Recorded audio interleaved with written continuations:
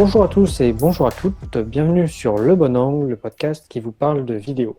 Je suis François Galliana, cofondateur de Futur Studio Créatif et je suis accompagné de David, mon co-host. Salut tout le monde. Bon, alors aujourd'hui on va s'attaquer à un sujet non pas technique, mais qui est vraiment lié à nos prestations et un peu à notre vision de la prestation. David, est-ce que tu veux un peu introduire le sujet sur lequel on va partir? Ouais, alors en fait, on va parler aujourd'hui de du rapport qu'on a avec le client et notamment de par l'expérience qu'on a pu avoir. On a souvent pu constater qu'il y a des clients qui ont l'impression de nous embêter en fait. Des fois, Hmm. quand ils nous demandent certaines choses, que ce soit avant un tournage ou pendant un tournage, ils ont l'impression des fois de nous embêter, de nous bloquer dans notre travail. Alors qu'en fait, nous, on est là pour ça. Et c'est justement de ça qu'on voulait parler. Nous, comment on le voit, comment on aborde la question de notre travail. Oui, tout à fait. C'est une chose aussi, on pense qu'il est important pour nous de faire un peu de la pédagogie, entre guillemets, hein, sur comment nous, de notre côté, on perçoit aussi une prestation. Parce que on vous explique comment on fait une prestation, il n'y a pas de souci. Ça, on l'a déjà abordé, notamment dans notre premier podcast, si je me rappelle bien. On parle des étapes, mais on ne parle jamais du vécu. Ça nous arrive très régulièrement, ça nous est encore arrivé récemment, où on a l'impression, comme tu dis, hein, que le client, bah, il s'excuse des fois de faire des choses pendant le tournage. Alors ces choses, disons-le clairement, hein, c'est soit nous donner des indications parce qu'on est en train de tourner dans l'entreprise, dans un lieu, et il me dit attention, ça, mettez pas trop en avant, ou attention, ça, mettez plus en avant comme ça, ou tiens, faut faire un focus sur ça. Ou alors lors d'interviews. Ça peut être aussi lors d'interviews, bah, on sait que c'est difficile d'être à l'aise devant la caméra et qu'ils s'y reprennent plusieurs fois. Et à chaque fois, ils s'excusent, comme s'ils faisaient perdre notre temps, en fait. Et Ouais. en fait, nous on trouve ça important de donner notre vision de la chose et de dire, bah, en fait, c'est pas très grave. Oui, c'est voilà, c'est ça. Et puis comme tu disais, l'un des exemples souvent les plus qu'on remarque le plus, c'est pendant les interviews où effectivement, souvent les gens quand ils se retrouvent devant une caméra pour une interview, c'est jamais facile. Il y a souvent une certaine gêne, il faut un peu de temps pour la personne, enfin, elle prend un peu de temps à s'habituer à parler devant la caméra. Et du coup, ça fait qu'elle va répéter plusieurs fois les mêmes phrases, elle va prendre plus de temps, faire beaucoup de silence dans les phrases. Du coup, nous, on doit recommencer, on doit retourner à chaque fois, on doit couper le plan, le refaire.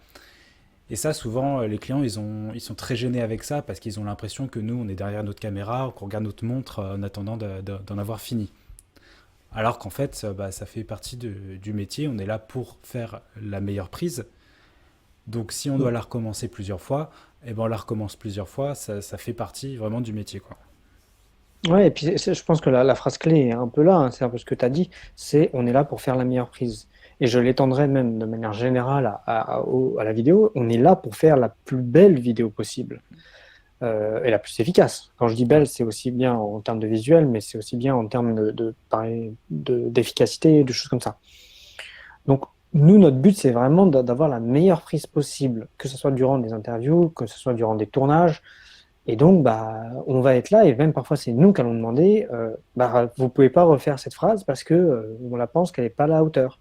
Vous pouvez pas, on peut tourner sur ce plan, mais de cette manière-là, parce qu'on estime qu'elle est bon. Donc, nous, on considère, et c'est surtout toi, David, qui est la technique, donc c'est aussi ton point de vue, d'après ce que tu nous dis, c'est bah, on est là pour effectivement passer, faire une fois, deux fois, trois fois, quatre fois la prise, quoi, s'il faut.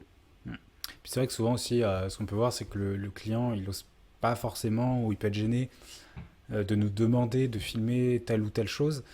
Parce qu'un peu souvent, Mm. la phrase qu'on va avoir, c'est ah bah je c'est pas mon métier, je connais pas, mais peut-être que vous pourriez faire ça, peut-être que ça va pas bien rendre.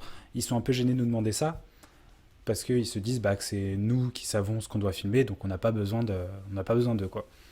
Alors qu'en fait, alors si effectivement, il y a des choses qui sont pas nécessaires de filmer, on va leur dire, mais il n'y a aucun souci à nous faire la proposition. Au contraire, on a besoin de toutes ces propositions parce que c'est quand même l'activité du client qu'on filme. Donc nous, on peut pas tout savoir, on peut pas savoir si telle ou telle chose doit être filmée ou pas. Donc faut pas oser de, enfin, faut pas hésiter à nous guider parfois dans Mm. certaines choses.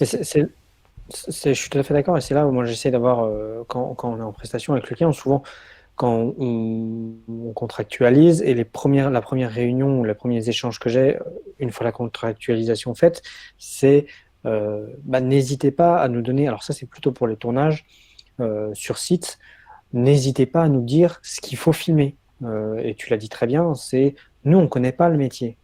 En fait, en 1 heure ou 2 heures, vous nous dites, OK, il faut mettre en avant cette partie, cette partie, cette partie, cette partie du business ou de l'entreprise.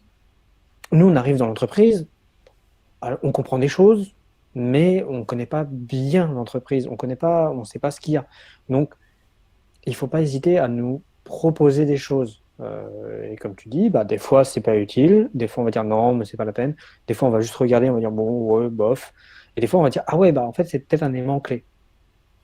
Mais il y a cette action de travailler ensemble. Et c'était vraiment ça pour nous, la vidéo. Nous, c'est pas juste on a un savoir, on vient faire, on sait tout faire en termes de vidéo, paf.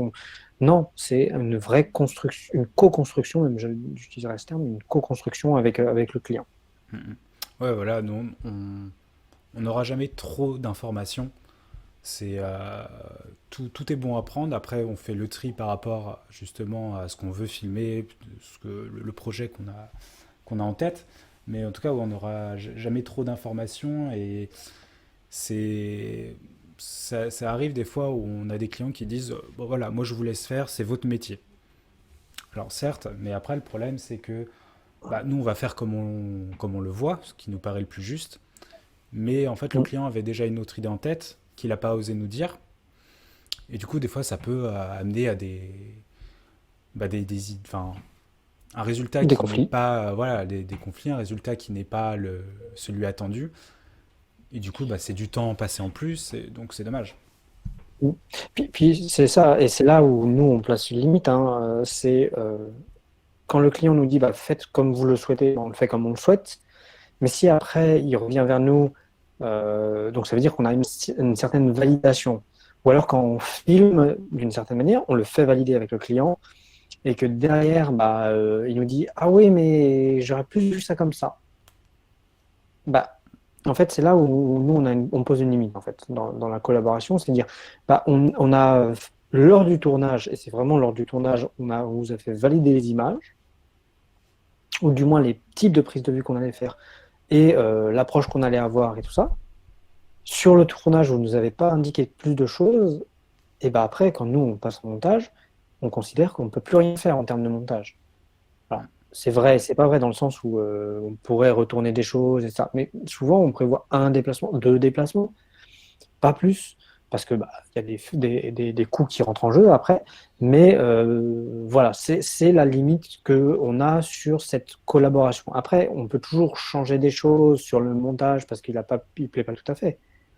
Mais une image, quand elle est filmée d'une manière, il est compliqué, très compliqué d'en faire autre chose, quoi. Ouais, c'est sûr. De manière générale, il y a, quand on nous dit, quand le client nous dit faites ce que vous voulez, c'est votre métier. Voilà, il y a deux façons de le concevoir. Il y en a qui vont vraiment le penser, donc c'est-à-dire qu'on va leur faire une vidéo telle qu'on la voit, et eux derrière ils vont nous dire bah très bien, je vous fais confiance, si c'est ce que vous pensez le mieux, bah c'est très bien. Et d'autres personnes effectivement qui vont nous dire ça alors qu'elles ont effectivement des idées en tête qui auraient pu être intéressantes, et c'est ce moment-là où il y a conflit quoi. Ouais, tout à fait, ouais. Donc voici un peu notre vision de la prestation. C'est relativement simple enfin simple. Simple. Dans la théorie, c'est relativement simple. Après, on sait que les échanges humains font que c'est parfois un peu plus compliqué. Mais voilà, on souhaitait vraiment vous partager un peu notre vision. On pense que c'est quand même très important et que on espère que ça améliorera les futures interactions qu'on pourra avoir si on travaille, on est amené à travailler ensemble. Ou si vous travaillez avec d'autres prestataires vidéo, s'ils travaillent comme ça.